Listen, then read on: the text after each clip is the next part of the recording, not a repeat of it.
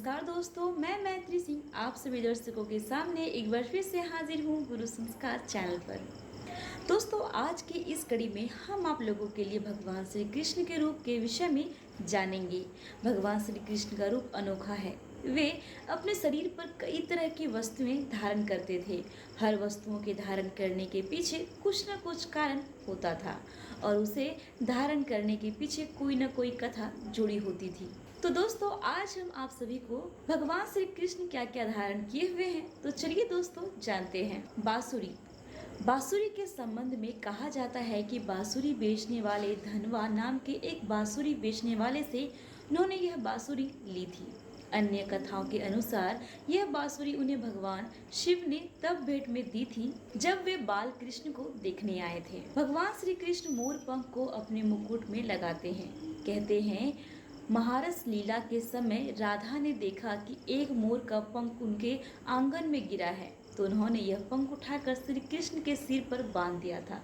कहते हैं कि मथुरा जाने से पहले श्री कृष्ण ने राधा को वह बांसुरी भेंट कर दी थी और राधा ने भी निशानी के तौर पर उन्हें अपने आंगन में गिरा मोर पंख उनके सिर पर बांध दिया था। वैजंती माला। वैजंती के फूल और माला अति शुभ और पवित्र हैं। श्री कृष्ण को यह माला अत्यंत प्रिय है। भगवान श्री कृष्ण हमेशा अपने गले में इसे धारण करते हैं। इसके संबंध में दो कथाएं प्रचलित हैं। पहली तो यह कि कहते हैं कि भगवान श्री कृष्ण ने जब पहली बार राधा और उनकी सखियों के साथ रासलीला खेली थी, तब राधा ने उन्हें वैजंती माला पहनाई थी। दूसरी यह कि मथुरा में कुब्जा नामक एक महिला उनके लिए अंगराग और वैजंती माला बनाकर उन्हें देती थी, परंतु पहली वाली कथा ज्यादा प्रमाणिक है। पीताम्बर वस्त्र। भगवान श्री कृष्ण को पीताम्बर धारी भी कहा जाता है, क्योंकि वह पीताम्बर वस्त्र पहनते हैं। पीताम्बर अर्थात पीले रंग का वस्त्र, उन्हें यह वस्त्र पसंद थे, इसलिए वे यह वस्त्र पहनते थे। वस्त्र व आभूषणों में धोती, उत्तरीय, कमरबंद, बाजूबंद, मणिबंद आदि धारण करते थे। सुदर्शन चक्र। भगवान श्री कृष्ण को चक्रधारी भी कहते हैं। महाभारत काल में मात्र उन्हीं के पास चक्र था, जिसे सुदर्शन चक्र कहते हैं। कहते हैं कि यह चक्र उन्हें भगवान परशुराम से मिला था, हालांकि वे स्वयं विष्णु ही हैं। चंदन। चंदन मुख्यतः कई प्रकार के होते हैं। हरी चंदन, गोपी चंदन, सफेद चंदन, लाल चंदन, गोमती और गोकुल चंदन। श्री कृष्ण माथे पर सदैव चंदन की तिलक धारण करते थे। पागड शंख। महाभारत में लगभग सभी योद्धाओं के पास शंख होते थे। उनमें से कुछ योद्धाओं के पास तो चमत्कारिक शंख होते थे। जैसे भगवान श्री कृष्ण के पास पागड शंख था, जिसकी ध्वनि कई किलोमीटर तक पहुंच जाती थी।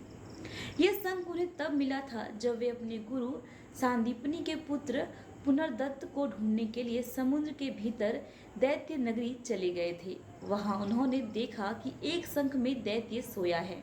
उन्होंने दैत्य को मारकर शंख को अपने पास रखा और फिर जब उन्हें पता चला कि उनका गुरुपुत्र तो यमपुरी चला गया है, तो वे भी यमपुरी चले गए। वहां यमदूतों ने उन्हें अंदर नहीं जाने दिया। तब उन्होंने शंख का नाद किया, जिसके चलते यमलोक हिलने लगा। तब यमराज ने खुद आकर उन्हें पूर्वदत्त की आत्मा को सौंप दिया था। यह शंख गुलाबी रंग का था। मणि। श्यामतंक मणि के कारण भगवान श्री कृष्ण को चोरी का आरोप झेलना पड़ा था। कहते हैं कि वह मणि जामवंत जी के पास थी। जामवंती जी से लाकर उन्होंने अक्रूर जी को दे दी थी। हालांकि श्री कृष्ण के मुकुट में कई मणियां जड़ी होती थी।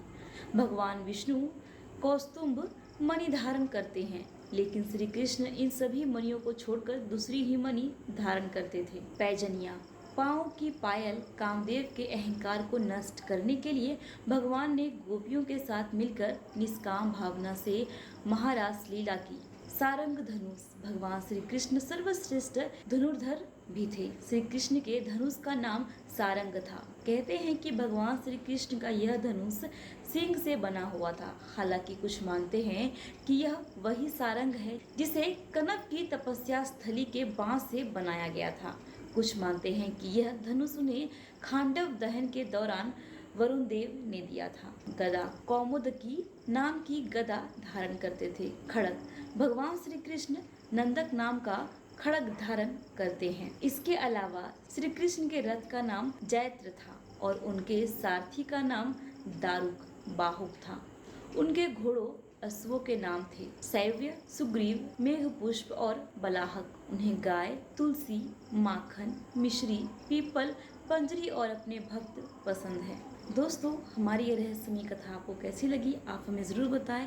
और हाँ दोस्तों, हमारे गुरु संस्कार चैनल को सब्सक्राइब करना ना भूलें ताकि हम आप लोगों के लिए रहस्यमयी जानकारी ला सकें। तब तक के लिए आप मेरी दीजिए इजाज़त। धन्यवाद।